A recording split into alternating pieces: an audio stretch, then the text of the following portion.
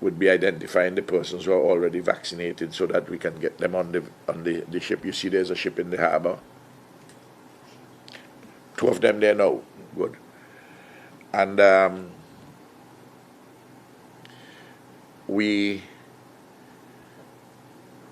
the ships don't have enough personnel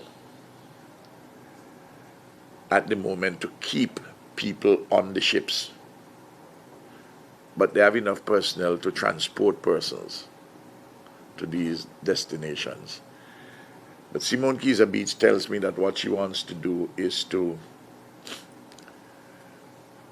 the chief medical officer, is that those who are vaccinated, she can get them going there on the vessel, those on the ships, those who to go to particular destinations, if they choose to. This is a voluntary business. And those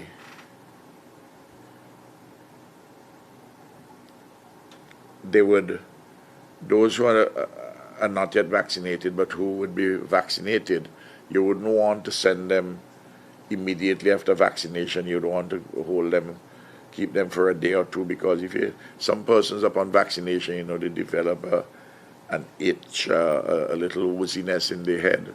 You know how that is. Some people, so you would like to keep them there, so there's 2 days and so on. So there are some matters which have to be dealt with. And then the ships are doing. There's certain things we have to. So, like I said in previous videos, this article, this site is laggy as hell, but this is according to the Independent. It says Saint Vincent volcano evacuation cruise ships only opened to those who have been vaccinated. It says if people are willing to welcome you at a time of cough, it says they will wish that you have the highest level of protection possible. So this is basically how they're choosing who they're going to evacuate from the path of the volcano. It's like I said before, this is the path that humanity has allowed themselves to be set on, where they will choose who will live and who will die based off of whether or not you've gotten your vaccination. And this will, and if we're here, if we're already at this stage, this early, right? This is before the food shortages and the famine begins, before the real crime start, right? The crime, especially here in cities like in New York, especially among the blacks and Hispanics, because typically they have less in terms of resources by comparison to many other races. Whether it's through culture or engineering, we're not going to get into, but that is the reality, especially among the blacks here, especially up here in Harlem or in the Bronx or in Brooklyn. And if this is how they're gonna dictate who lives and who dies, especially in some of these dire instances where you literally have a volcano erupting on an island, and they're like, everybody get on the ship, and they're like, did you get vaccinated? And they're like, no, well, I'm sorry, you're gonna have to stay and hope someone else comes and saves you. And they're like, what? And this is where we are. Now, the sad part is that many people imagine that, like, overwhelmingly healthcare practitioners like myself, I've been a nurse for 10 years. The nurse 10 years come June. And they imagine that all of us are like lockstep united. You might see some idiots on TV talking about, get your stuff. But there are plenty of people in the hospital, wide-ranging positions, who are just like, I think I'm going to wait. Or people are like, not going to happen. There's plenty of people that I know that they're just like, you know what? The moment it gets a little too hot, the moment they start pushing a little too hard, I'm maybe like, you know what? Time to go. There's plenty of people that I know that are just like, they're just kind of holding out, right? They're just holding out. And they're just like, if it gets too bad, I'm just going to retire. Because I said no. And some people just like, they already got their set up. They're just, I'm going to go back to my country. I'm going to go back to the DR. I'm gonna fly out to Mexico. I'm gonna go back to the Philippines. Because people know, people ain't stupid. They know there's plenty of healthcare practitioners that know what's up. And there's some people that are just like, you know what, they're just more on the cautious side of things. But in scenarios like this, where you're like, hey, you know, you guys kind of rushed this, I think I'm gonna wait. Maybe we'll wait to see some studies. And they're just like, yeah, that's a no. Either you take it or you don't. It's like, this is where we are. Where you have a medication, I use that term loosely, I use that term very loosely, that they're giving to individuals. I mean, shoot, the patient that I had, I started a new gig at a new hospital. I'm doing some travel nursing.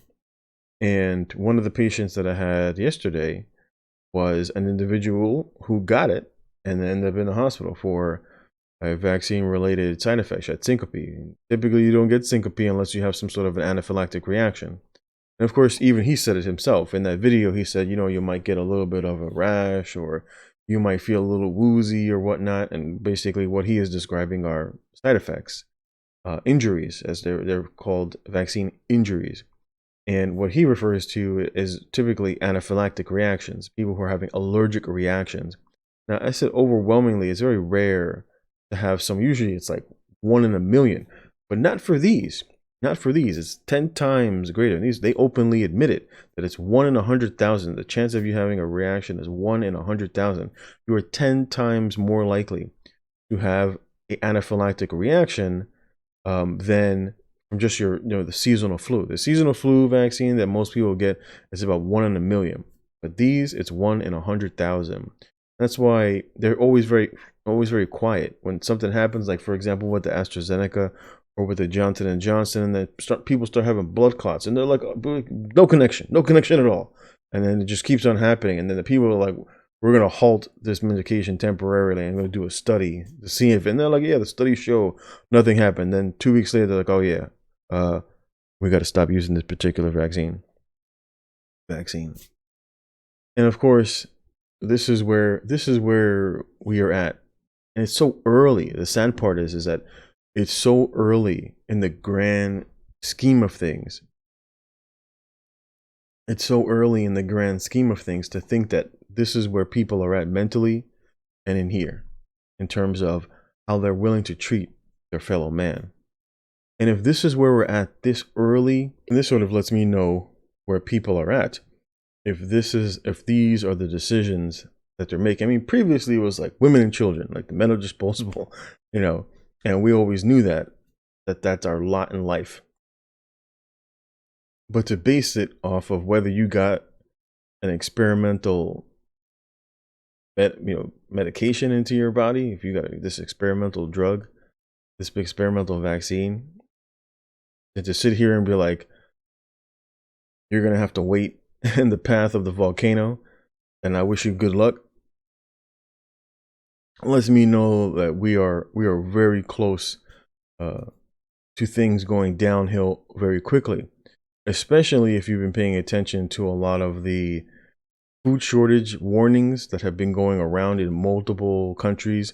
There's a lot of manipulation of the food chain that's going on right now, where you have people who are willfully and willingly telling farmers to stop farming. You have people that are saying we're going to stop producing cows or pigs, for food. Then you have what's going on in Saudi Arabia, where you have like a swarm of like 800 million, 800 million. It was like a ridiculous amount of like locusts and just like eating all the grain in Saudi Arabia. Or like, for example, in Australia, where they were like biblical proportions of mice just spraying up out of nowhere, and they're just eating all the grain. Right? Or here in America, where in Texas, a lot of the wheat was destroyed. You've got the water that was destroyed in Florida, and it's like one thing after another. Right? It's not just in one particular region. It's not in one particular country. It's happening across the globe. Right? You have all this manipulation. Some of it related to manipulation of the market in terms of food supply. You have individuals trying to pass bills related to water and whether or not you can collect water. For those of you who have like homesteads, Some places are trying to outlaw even you gathering rainwater because it's the rights were sold. Some people have sold the rights to pigs and cows, whether or not the farmers are going to be allowed to raise them to be sold to market. A lot of manipulation going on. But then you have other things like this that is just very sad to see. This lets us know where we are in the grand scheme of things. It's things where we need to pay attention. Now, being a Christian and growing up around the Bible, I know how the story plays out. Whether we're at that point or not, it doesn't change how we walk in life. It doesn't change how we walk in life. We just may have to be a little more cautious. But moving forward, I mean, you already see how they're shutting down the churches. You know, you have a church service. I'm sorry, these services are illegal. They do it in California. They were doing it in Canada and in other regions. It's only going to get worse as the friction between peoples grows stronger and stronger, and then you have just a more social divide. People always look for someone to blame during hard times. There's always a scapegoat. There's always, it's their fault, just like they were doing here in New York with the Hasidic Jews when Cuomo was shutting down different areas, and he was doing it based off of zip codes. And it was primarily in these Hasidic Jewish neighborhoods, and so other businesses and other school districts were getting shut down. And he straightforwardly said, he's like, well, some of the people in your neighborhood ain't following. They're not in lockstep with what we're saying in terms of keeping everything shut down or having X amount of people in your house. They're like, I'm sorry, but your neighborhood just got shut down. And you're just like, what? And that's how they create racism. That's how the government creates racism. And so instead of people being united at a time where neighborhoods, communities should be coming together and creating unity and strengthening the ties that bind communities, they're allowing the government and politicians to basically tear them apart. And it never goes well. It never goes well. And it's very sad to see that this is where we're at. But it's like, shoot, man, I know. The new place that I just went to over the weekend, I was asking, oh, did you get yours? Did you get yours? And they're just like, And I'm just like, eventually they're gonna mandate it. And they're like, oh, they can't do that. And I'm just like, I'm just gonna say, I try to warn people. I try to red pill a couple of people. Some people are just like, no, it's not gonna happen. I'm just like, all right. When it comes, don't say I didn't warn you. When it comes, don't say I didn't warn you. But this is the unfortunate reality of where we're at this time. The only thing that you can do is be prepared. Try to prepare yourself as best as you can. Have enough provisions for several months and have some form of protection. And if possible, sometimes it's best to leave. Just like Jesus said, when you see all these things, sometimes it's time to flee to the mountains. Sometimes it's to keep it moving. Sometimes you got to keep it moving because some places will be worse than others. And it'd be foolish. So, some people just want to sit here and stay and fight. The reality is that this is going to play out how it's going to play out because people have failed to learn from history, as they say. When you fail to learn from history, history tends to repeat itself.